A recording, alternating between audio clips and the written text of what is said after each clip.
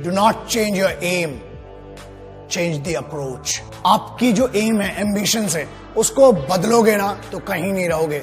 अक्सर लक्ष्य बदलने वाले लोग भटकते हुए मिलते हैं और उनका कोई किनारा नहीं होता है।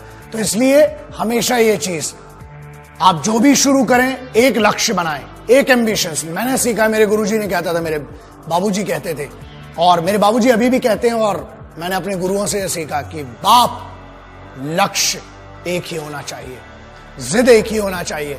When we are talking about aim, आपने बनाया ही क्यों अगर आपको इतना कॉन्फिडेंस नहीं था? इसीलिए रिसर्च कीजिए अपने एम को चुनने के पहले। लेकिन एक बार जो बन गया तो बढ़ चले हैं वो कदम, अब रुकेंगे नहीं। तो बस वैसा एटीट्यूड होना चाहिए कि हम तो घर से निकले ही थे बांधकर सर पे कफन, जहां हथेली पर लिए जो बढ़ चले हैं ये कदम। अरे जिंदगी खुद अपनी मेहमान, मौत की महफिल में है, सरफरोशी की तमन्ना अब हमारे दिल में है। वो एटीट्यूड कहां है? जवान हो यार, वो जवानी में रवानी कहां है? इस उम्र में जो बना लिया, एक बार एम बना लिया, उसके लिए मेहनत रोज करना है। रोजाना आपको मेहनत करना जरूरी है और उसके लिए तैयारी तगड़ी होना चाहिए। और तैयारी के लिए पता तो हो किस चीज की तैयारी करना है। एक दिन बॉलर बनना है, दूसरे दिन बैट्समैन, तीसरे दिन साइंटिस्ट, चौथे दिन डॉक्टर। लल्ला कुछ नहीं बनोगे, कंफ्यूज बनोगे, जूते पड़ेंगे घर में भी और बाहर भी। एक एम बनाओ और बस उसकी तरफ बढ़ते जाओ। रोज मेहनत करना जरूरी है दोस्त, क्योंकि बगैर मेहनत के ना कुछ नहीं मिलता। शॉर्टकट, हाँ, शॉर्टकट से क्या होता है कि आप शॉर्टकट से आप खुश हो जाएंगे थोड़े समय के लिए। याद रखना, शॉर्टकट कभी भी मंजिल तक नहीं पहुंचाता है। घूम फिर के आप फिर से हाईवे पे आ जाओगे, फिर बोलोगे कि टाइम वेस्ट हो गया। इसलिए वन सिंगल एम, रोज छोटे एम बनाओ। प्रॉब्लम यह कि एक ही दिन में आप कुछ नहीं बन सकते हो। लेजेंड कोई पैदा नहीं होता है दोस्त, उसको बनने के लिए बहुत सिंपल सी बात है, nobody becomes the general within a day. There is a journey involved in that and you have to go through that journey. उस जर्नी की इज्जत होती है, तो अपनी खुद की इज्जत कीजिए, उस जर्नी की इज्जत कीजिए। और अगर सलाह चाहिए ना एम लेने के लिए, माँ बाप से बड़ा कोई नहीं है, क्योंकि वो सिर्फ जिंदगी में ऐसे होते हैं जो आपसे बगैर स्वार्थ के जुड़े हुए हैं, जो आपसे कुछ नहीं चाहते हैं, सिर्फ ये चाहते हैं कि आप खुद की जिंदगी में बेहतर करें। उनके लिए कितना बेहतर करें, इससे उनको कुछ लेना देना नहीं। दूसरों से ज्यादा और दूसरों की बातों से ज्यादा, ये मेरी सलाह है, एक बड़ा भाई समझ ले, छोटा भाई समझ ले, जो भी समझ ले, अपने लक्ष्य पर खुद को भरोसा करना पड़ेगा। और अपनी खुद की कॉन्शियंस होती है, हमें उसको समझना पड़ेगा। आगे बढ़िए, दूसरों से ज्यादा खुद पर भरोसा करना पड़ेगा। आपको अपने आप से ज्यादा कोई अच्छे से नहीं जानता है। आपके माँ बाप और आप अपने आप को जानते हैं, आपको जानते हैं। उनसे डिस्कस कीजिए और याद रखिए अपने पैशन को, आपको जिस चीज में मन लगता है ना, घर वालों से लड़ाई मत करो, कन्विंस करो, बात करो उनसे, क्योंकि जो पैशन है ना वो सिर्फ आप जानते हो। और अगर आप अपने घर वालों को कन्विंस नहीं कर पा रहे हो, आपके कन्विक्शन में कमी है, आप दुनिया को क्या कन्विंस करोगे फिर? इसलिए सब अगर अग्री होंगे, आप सेम पेज पर होंगे, आपको मदद चाहिए, इमोशनल सपोर्ट चाहिए अपने घर वालों का, और वो मिलेगा। बस अपने पैशन को अपनी जिंदगी में बदलो। मुझे पता है इस चीज को, क्योंकि मैंने जितने लेजेंड से मिला हूं, सब में दो चीजें कॉमन थी।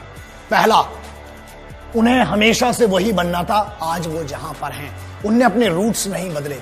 दूसरा, उन सब में एक चीज बहुत कॉमन थी, वो सभी बहुत डिसिप्लिन लोग थे और रोजाना वो अपनी छोटी छोटी मेहनत करते थे उस लक्ष्य की तरफ बढ़ने के लिए। इसलिए ट्रेनिंग करना बहुत जरूरी है। और स्टे फोकस कैसे रहेंगे? सिंपल है, आंख बंद करके ध्यान करने से कुछ नहीं होता। बाबा बन जाओगे तिलक लगा के। सॉरी, मैं किसी रिलीजन की बात नहीं कर रहा हूं, लेकिन पीर फकीर हो, बाबा बनने से कुछ नहीं होने वाला। यार सिविलाइज्ड हो, यहां पर हो, आपके माँ बाप के साथ रहकर फोकस रहो ना। रोजाना आपको अपने आप के लिए 8 घंटे देना है, बस, इससे ज्यादा कुछ नहीं देना है। सोचो, अपने आप को एनालिसिस करना पड़ेगा, आपको अपनी एनर्जी को चैनलाइज कीजिए, बस पैशन में लगाइए, फिर देखिए मजा क्या आता है। एक शिकायत बड़ी कॉमन सी है कि टाइम कम पड़ जाता है। दुनिया में जितने बड़े लोग हुए हैं ना, 24 घंटे ही थे सबके पास, 32 घंटे, 36 घंटे और 40 घंटे। 40 घंटे वाले आदमी से मैं तो मिला नहीं। तो ठीक है, आपको टाइम मैनेजमेंट करना पड़ेगा। ठीक है, आप जितने बजे उठते हैं वो आपकी इंडिविजुअल चॉइस है। आप रात को 2 बजे सोते हो, आप 2 बजे उठते हो, ठीक है, दैट इज बैड, बट ठीक है, कई लोगों की लाइफ स्टाइल ऐसी, उनकी मजबूरियां भी हैं जो नाइट शिफ्ट में काम करते हैं। आप जब भी उठें ट्रेनिंग करें। दूसरा, एक बहुत सिंपल सी चीज है, जब ट्रैफिक होता है ना तो हॉर्न बजाने से कुछ नहीं होने वाला, और ना आप उड़ के जा सकते हो। स्पाइडर में ना असल में नहीं होते दोस्त, और अगर उड़ के जाओगे तो चालान भी लगेगा, पिटाई भी पड़ेगी। तो ट्रैफिक को दोष मत दो, कोशिश ये करो कि पहले निकलो। वक्त से पहले जब आप निकलेंगे तो आप जगह पर पहुंच जाएंगे। टाइम मैनेजमेंट, हर चीज का टाइम डिसाइड करना पड़ेगा आपको। बस टाइम डिसाइड कीजिए, आगे बढ़िए और कंप्लेंट्स कम कीजिए। सिपाहियों को अपने लक्ष्य का पता होता है। Being a simple son of this motherland, I have the responsibility to speak about our soldiers, जो सबसे ज्यादा मेहनत करते हैं।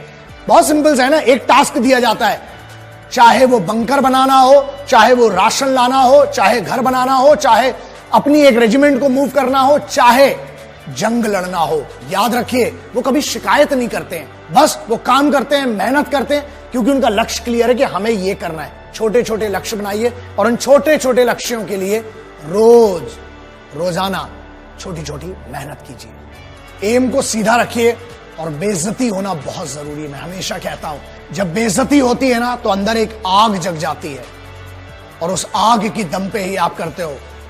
तेज भागने के लिए आग की जरूरत है। रॉकेट को देख लेना, कभी नीचे आग लगी होती है, इसीलिए इतना तेज भागता है। सो बेइज्जती, बस एक बात याद रखना, कभी ना कभी, कहीं ना कहीं आपको काम करना पड़ेगा अपने लिए, क्योंकि आपके माँ बाप की या आपके रिलेटिव्स ने कभी ना कभी, कहीं ना कहीं कुछ ऐसा कहा होगा जो बेइज्जत किया होगा। उस बेइज्जती को याद करना, वो पावर देती है। हमें एक फियर होना चाहिए, वो डर होना चाहिए हमें कि यार अगर मैं कुछ नहीं कर पाया तो मेरी फैमिली के लिए मैं रिस्पॉन्सिबल हूं। अपने परिवार के लिए उस बेइज्जती को सहन करो, और उन सभी लोगों को जिनने आप पर शक किया है, आपकी ईमानदारी पर शक किया है, आपके पेरेंट्स की परवरिश पर शक किया है, उनको साबित करो कि वो गलत थे और आपकी परवरिश बहुत अच्छी थी। उतार चढ़ाव जिंदगी में आना जरूरी है। हमारे यहां कहीं पढ़ा था कि हार्ट बीट जो है ना वो भी ऐसी चलती है, तो डरो मत उससे, धीरे धीरे हमें चलना है। मैंने एक ट्रक के पीछे बहुत सालों पहले पढ़ा था कि धीरे धीरे चलेंगे तो बार बार मिलेंगे, और अगर बहुत तेज चलेंगे तो हरिद्वार मिलेंगे। तो याद रखना, हमें धीरे धीरे चलना है, और पहले मंडे आता है, फिर ट्यूसडे आता है, फिर दिन चलते हैं। डायरेक्ट संडे नहीं आता है। हल्की हवा चलती है, उससे नींद आ जाती है पंखे की हवा में, ठीक है, लेकिन बहुत तेज हवा चलती है ना तो तूफान में घर भी उड़ा ले जाती है। इसलिए छोटी छोटी मेहनत करेंगे, छोटे छोटे एम बनाएंगे। जब कंफ्यूजन हो, पेरेंट्स के पास जाओ। अरे हर दुनिया के हर शास्त्र में लिखा है, इवन कुरान शरीफ में, मेरे एक यार ने बताया था मुझे कि एक फर्जंद की औकात अपनी वालिदा के सामने, वालिदा के सामने एक घायल परिंदे की होती है।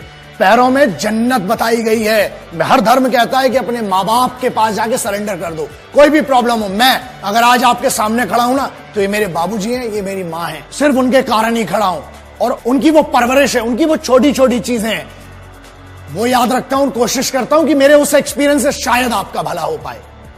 और मेरे पिताजी की एक बड़ी अच्छी चीज है जो सीखी थी कि बुरे वक्त में सिर्फ दो ही चीजें काम आती है।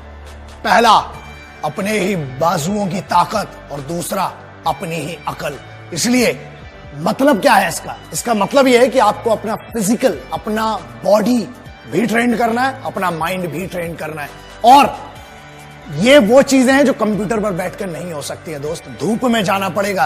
पूरी जनरेशन को 93% अर्बन कल्चर में विटामिन डी डेफिशिएंसी है। क्यों? क्योंकि धूप नहीं मिलती है। नेचर दुनिया का सबसे बड़ा गुरु है, तो जाइए जरा, उसका भी मजा लीजिए। और जब आप ट्रेंड होंगे ना लक्ष्य के लिए, एक बात बताइए, आप बहुत सक्सेसफुल बन गए, उसके बाद क्या करेंगे अगर उस सक्सेस को एंजॉय नहीं कर पाए तो? इसलिए सक्सेसफुल बनना, सक्सेस के मायने सबके लिए अलग हैं दोस्तों। मेरे लिए यह है कि एक गरीब बच्चे की मैं मदद कर पाऊं, कुछ लोगों की अपने ज्ञान से, या जो भी मुझे छोटा सा लिटिल माइक्रो नॉलेज जिसको मैं कहता हूं, उससे कभी किसी की मदद कर पाऊं। यह है मेरा लक्ष्य। बहुत सिंपल है कि मुझे दो चीजें करना है, और जो मेरी जिद है और मैं करके रहूंगा।